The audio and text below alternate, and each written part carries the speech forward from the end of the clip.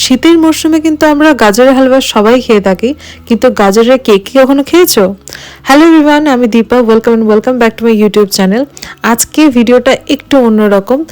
আজকে আমার দিদি বানিয়েছে নতুন গাজর দিয়ে কেক, তো ভাবলাম রেসিপিটা তোমাদের সাথে শেয়ার করি। তো চলো ভিডিও শুরু করা যাক।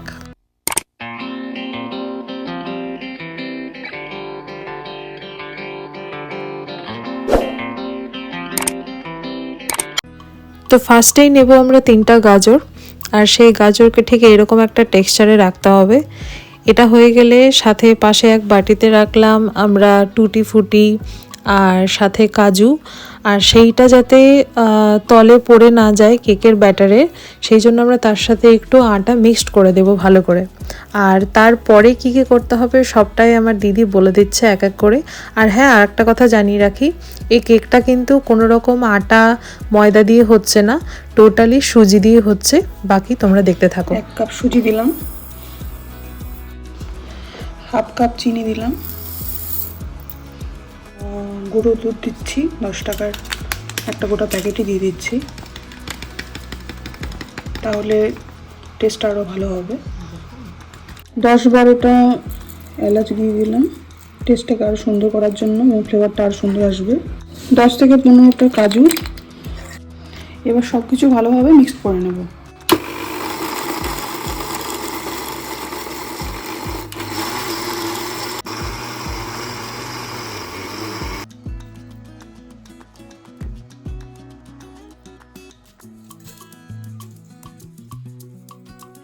এর মধ্যে 2টো গাজর গ্রেট করা, এটা আমরা গ্রাইন্ড করে নেব।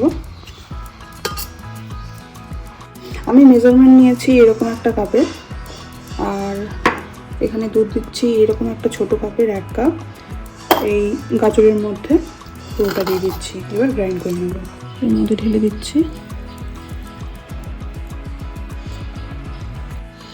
সুন্দর করে এটাকে মিক্স করতে হবে।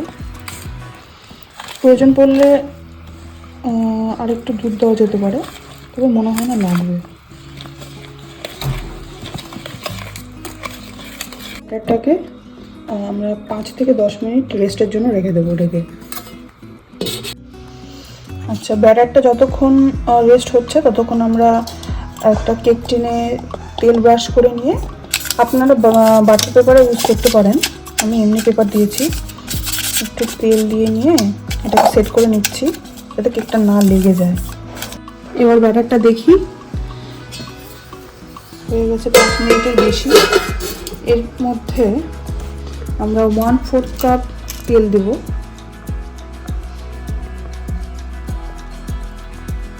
ভালোভাবে মিক্সড করব।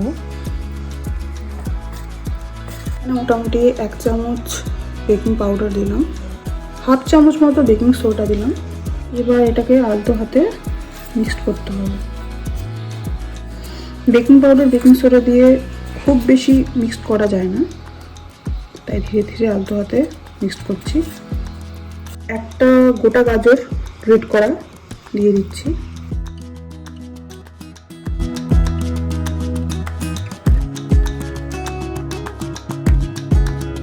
এবার টুটি ফুটি আর কাজু বাদামগুলো যে রেখেছিলাম সেগুলোর মধ্যে মিক্সড করব।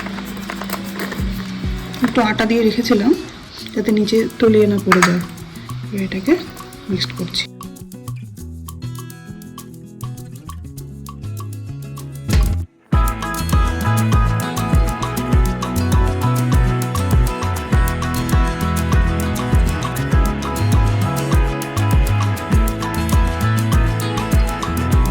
গাজরটা উপরে গার্নিশ করে দিলাম।